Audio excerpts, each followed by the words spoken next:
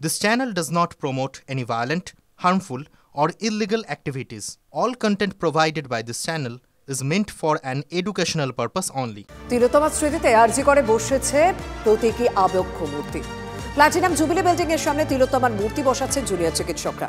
মহালয়ার দিন এই মূর্তির উন্মোচন।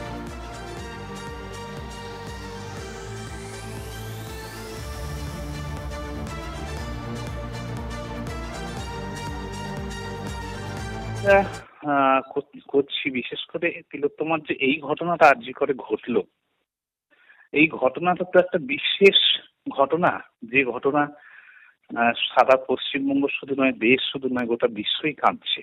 সেটা আমি ওরকম বসাবো বা এ করবো বলে কাজটা করিনি, কাজটা করেছি আমি অন্তর থেকে, ভেতর থেকে, নিজের জন্য।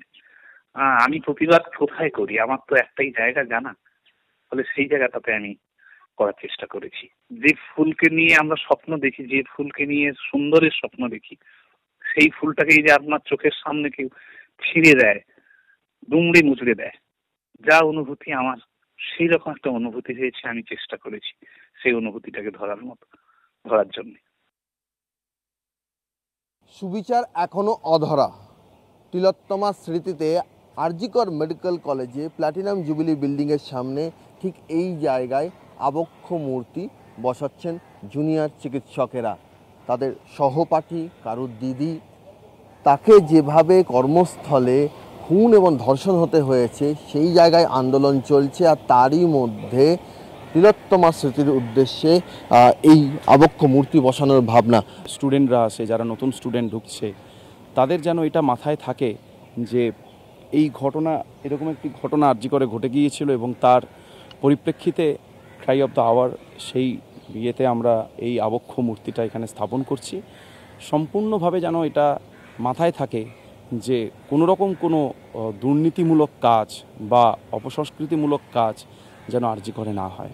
আবক্ষ মূর্তি দেখতে কেমন হবে সেটা নিয়ে কোনো ভাবনা আছে? ভাবনা ওরকম নেই, যিনি শিল্পী তিনি নির্ধারণ করেছেন তার মতো করে। আমরা বলেছিলাম দেখুন যাতে প্রতীকী কিছু করার, তো উনিও সেটাই চেষ্টা করেছেন। মহালয়ার দিন আমরা এই মূর্তিটি